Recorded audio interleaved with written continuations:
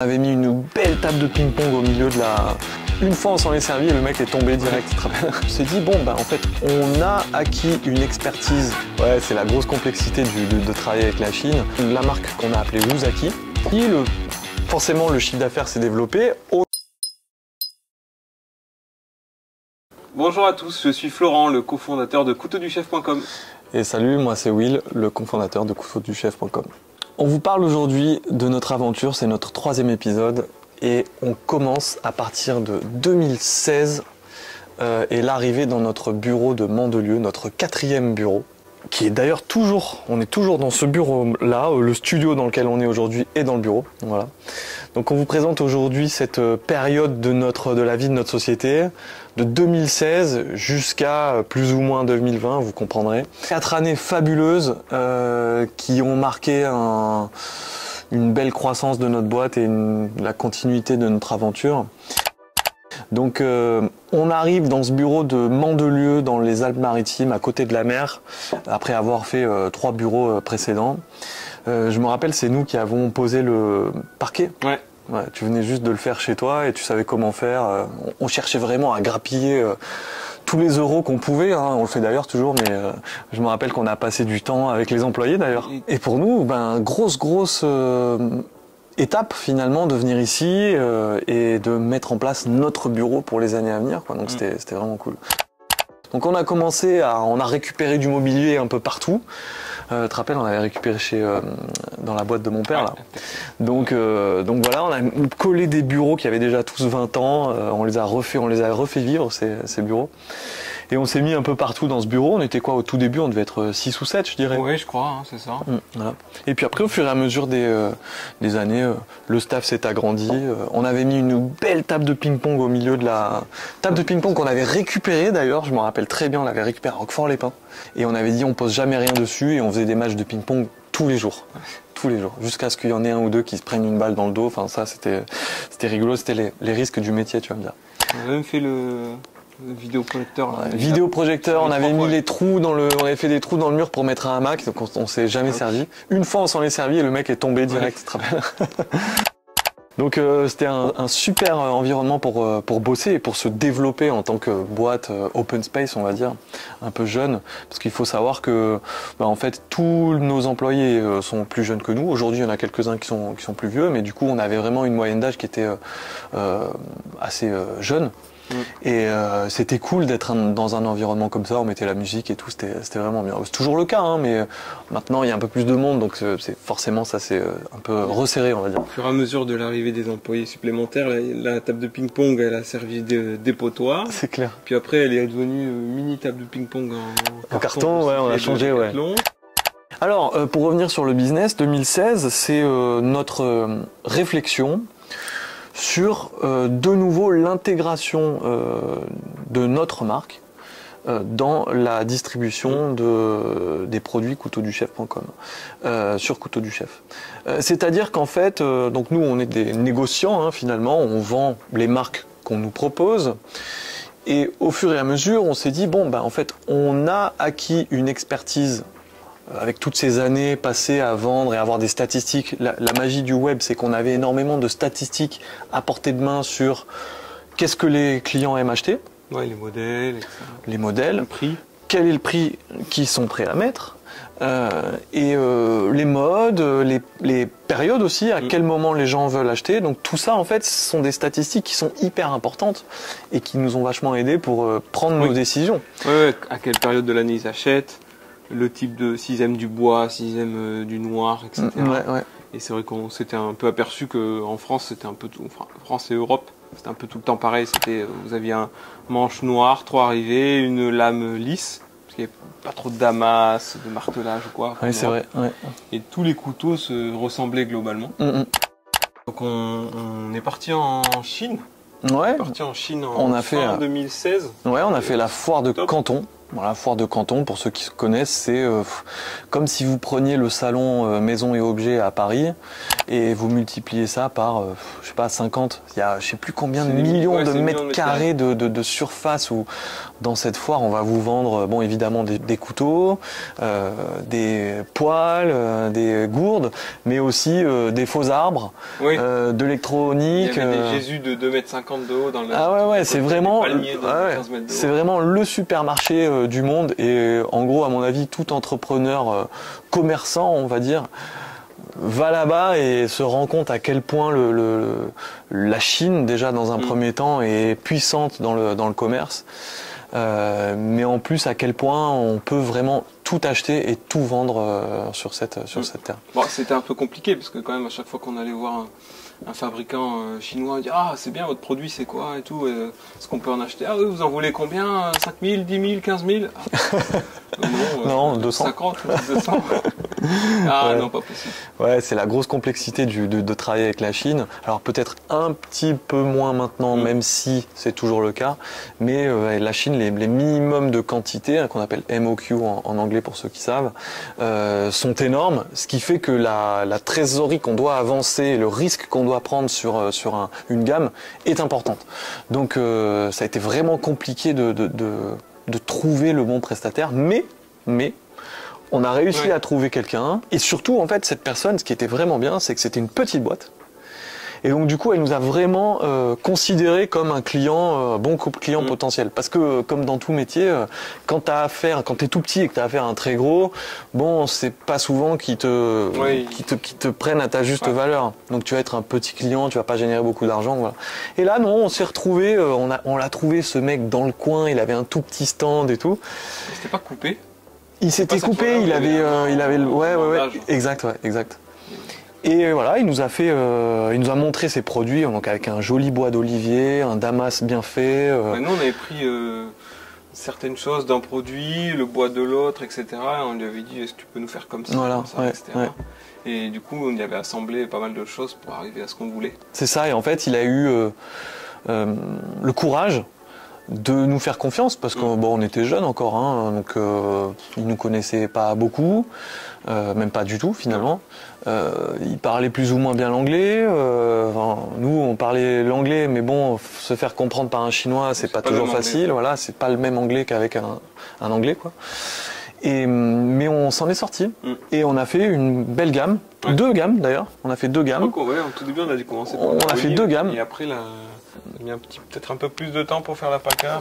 Donc ces gammes, donc la marque qu'on a appelée Wuzaki. Wuzaki qui est un dérivé de nos idées marketing qu'on a eu à l'époque pour avoir quelque chose de japonisant.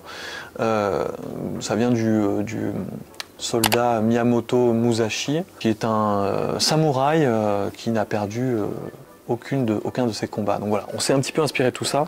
On a créé cette marque Wuzaki. Et en fait, ça a marché. Ça a marché, donc on a eu un peu peur parce qu'il a fallu quand même, on va dire, une bonne année avant que les produits arrivent, qu'on arrive à commencer à faire la distribution. Mais forcément, comme on savait déjà sur quel type de produit il fallait et quel prix il fallait aller pour plaire aux clients, bah, ça a fonctionné. Et aujourd'hui, cette gamme existe toujours d'ailleurs et d'ailleurs est un best-seller sur notre site. Donc bon, on est content parce que ça nous a permis de comprendre que on avait vraiment notre mot à dire sur la coutellerie de cuisine en France et par extension en Europe, qu'on n'était pas mauvais finalement dans la décision et dans la prise de risque, parce qu'on a quand même pris des risques. Il a fallu mettre notre trésorerie qui n'était pas très élevée, payer en avance. Voilà, le chinois on le paye en avance. Déjà quand on passe commande, on paye un acompte. Et après on paye alors qu'on n'a rien reçu. Et qu'il va y avoir un bateau, ça va être long. Ouais, tu sais, comme le film La vérité si je mens, tu sais pas ce que tu vas réellement recevoir. On avait eu. Et puis il faut pas oublier que nous, le tout début de notre boîte, c'était ça. Et c'était un échec. Oui, et puis on n'est pas retourné en Chine pour vérifier la production et vérifier chaque étape à chaque fois. Parce que bon, c'est un peu compliqué d'aller en Chine. Ouais, c'est ça. Mais bon, c'est une super période et donc du coup, ça nous a permis de dire ok, ben cette réflexion qu'on a eue était bonne, donc on va y aller, on va continuer, on va. En même temps, en fait, on a pris les pierres aussi, je crois. On a pris les pierres chez un autre fabricant, c'est vrai. Et aujourd'hui, les pierres représentent un chiffre d'affaires qui est considérable. Hein. Les pierres à aiguiser, on parle. Hein. Ce qu'on utilise à la place du fusil à aiguiser, on va utiliser des pierres. Et ça, il y a pas mal de monde qui aime utiliser ça. Difficile à avoir. Et on a commencé par la Chine. Là, aujourd'hui, on a des pierres qui viennent du Japon, des trucs artisanaux vraiment super.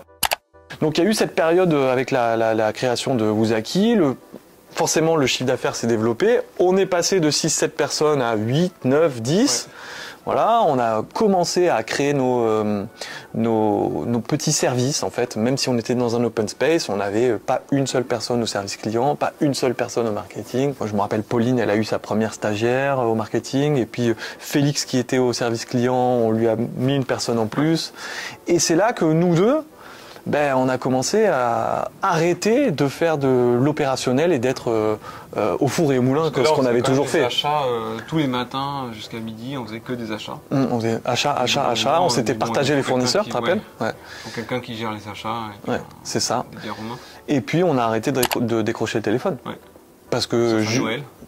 Sauf à Noël, ça on le fait encore de temps en temps, mais forcément il fallait qu'on commence à vraiment se comporter et voir l'avenir comme un chef d'entreprise, hein, puisque la société qui était une petite boîte, commençait à prendre de l'ampleur. Nous qui faisions auparavant la même chose, en gros on faisait un peu de marketing, un peu d'informatique, un peu de développement, un peu d'achat, un peu de trucs, on s'est dit bon, ce serait quand même bien que chacun aille sur ses valeurs ajoutées. Tu vois, et qu'on fasse pas tous les deux la même chose. Et c'est ça qui a permis, je pense, quand même de sceller l'association entre toi et moi, parce qu'on a su être bien complémentaires. Donc naturellement, toi, tu es allé plutôt vers les chiffres, on va dire. Chiffres et le code aussi, un petit peu, parce qu'on n'avait pas de développeur interne. Exact. Donc tu faisais toute la partie technique, moi j'y capte un peu là. Hein. Les chiffres, c'est pas trop mon fort. Et moi, j'étais plutôt sur la partie, on va dire, créatif et marketing, un peu de commerce. Et ça s'est fait de façon naturelle, c'était top. Ça nous a permis aussi de chacun avoir une partie des employés en responsabilité. Tu vois, parce que tu avais tendance à plus gérer les achats que moi je gérais le marketing par exemple. Donc ça c'était vraiment une étape très importante dans le développement de notre boîte, c'est le moment où on a décidé de prendre tous les deux une partie du développement, de la croissance de notre boîte. Et c'est toujours le cas d'ailleurs et ça marche toujours très bien. Après ce voyage en Chine, pour aller chercher des produits, on va dire, pas très chers mais qualitatifs quand même, hein, on a décidé de faire le saut d'aller au Japon. Voilà, au Japon parce que on avait cette envie de distribuer des produits qualitatifs, même s'ils sont chers, hein, mais on avait une demande de la part de nos clients. Alors ça a été aussi quelque chose d'assez, on va dire, pas égoïste, mais propre à l'entrepreneur, de dire je vais au Japon, c'est une terre réputée à travers le monde pour la création de couteaux et de l'acier. On veut y aller pour notre propre curiosité et on verra ce qui se passera. Et je me rappelle que le premier voyage au Japon qu'on fait, c'est vraiment un espèce de freestyle. On a fait au fur et à mesure, on naviguait à vue. On avait vu un salon dans la rue à Seki, c'est ça? On s'est retrouvé au salon du couteau à Seki, qui est octobre. Et on s'est retrouvé, je t'attendais à la sortie du bus parce qu'on était pas avec le même avion, etc. Il faisait une chaleur à crever. Il est chaud, oui. On devait rencontrer un fournisseur dans une espèce de local, mais en fait tu l'attendais à un autre. Ah oui, c'est vrai. On avait vu aussi ils font une reproduction de la forge des katanas. Exact. Donc avec les habits traditionnels. Les habits traditionnels. Ah ouais, super. Des étincelles dans tous les sens. Et après on avait visité le musée des katanas. Exact. Je me souviens, il y avait sur toute la lame, c'était gravé à la main de façon un peu microscopique. Tout le long de la lame, c'était impressionnant. C'est vrai que ça donne une autre dimension, nous, en tant qu'entrepreneurs, ça nous donne une autre dimension sur le produit en lui-même. Tu comprends les efforts, tu vois les gens travailler, comme quand tu vas en France à Thiers, par exemple, et que tu vois les mecs en bleu de travail, vraiment, littéralement, forger les couteaux, hein, ou travailler le couteau, l'aiguiser ou quoi. Donc ça nous a vraiment donné, nous, une envergure différente. et une envie réelle de pouvoir distribuer ces produits en France, parce qu'il n'y avait pas réellement une très bonne distribution, donc on était content de pouvoir donner notre petite pierre à cet édifice. Donc quoi. on avait la voiture aussi. On avait une voiture, on s'est fait arrêter par les flics dans la campagne, tu te rappelles, en sortant d'autoroute. Oui. Et en fait, ils étaient pas contents parce que ton permis international, ils avaient jamais vu ça. Parce qu'en fait, du coup, on va au Japon, mais on fait pas forcément Tokyo, Kyoto, etc. En fait, on est obligé d'aller dans des contrées qui fabriquent l'acier, les couteaux, qui sont pas des villes touristiques. Donc, on s'est retrouvé dans des endroits où, en fait, déjà, ça parle pas anglais. Très peu. Et deux, ils n'ont pas forcément l'habitude de voir des Européens se balader chez eux. Tu vois. Donc moi c'est ça qui m'avait vraiment choqué avec le Japon, c'est qu'on a vraiment l'impression d'être dans un monde parallèle. Ouais. Les marques sont pas les mêmes, les coutumes sont pas les mêmes, rien à voir avec ce que j'avais pu faire auparavant dans d'autres pays. Donc le Japon, on est revenu avec d'autres fournisseurs, d'autres idées, des idées plein la tête, et on a commencé à lancer nos gammes de la marque Uzaki, voilà, de la marque Uzaki, mais fabriquée au Japon. Ouais. Voilà. Donc ça, trop content parce que vraiment des bons produits, c'est des produits qu'on vend toujours. Ouais. Best-seller aussi, voilà. Donc évidemment plus cher que ce qu'on avait fait en Chine. On vous fera un petit épisode sur la Chine et le Japon pour montrer les différences de travail et les différences de qualité. Même si, encore une fois, les produits qu'on vend qui sont de Chine, ils ont quand même ces standards de qualité qu'on a imposés et qui sont des produits qui valent cher et qui sont bien. Donc voilà, on rentre de ce fameux voyage du Japon. On met quand même 6 mois, 1 an avant de développer toutes ces gammes-là, parce qu'en parallèle, il fallait pas oublier qu'on avait toute cette croissance, ce développement à gérer. Donc il a fallu continuer de faire ça. Et c'était voilà une super aventure. Parce que même quand on rencontre un Japonais et qu'on lui dit on veut t'acheter les produits, oui c'est bon, je te livre dans 1 an. Ah ouais, ça c'était incroyable. Ouais. Donc on a continué de faire ça et puis les années passent, on est maintenant voilà 10-12 dans le bureau et puis on commence à voir une certaine des gens qui toussent aux infos. Voilà et voilà on nous parle de Covid, etc. Et c'est là que va démarrer une nouvelle aventure pour Couteau du Chef. C'est la partie du Covid où on va se retrouver confiné.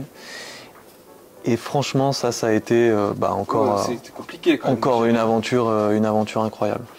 On vous fera part de cette aventure dans le prochain épisode. Merci beaucoup de nous avoir suivis. Donc c'était l'épisode 3 de notre aventure couteauduchef.com. On vous dit à bientôt pour la prochaine. Ciao ciao. Et n'oubliez pas de liker, commenter. Et voilà, merci. À plus, bye bye. Au revoir.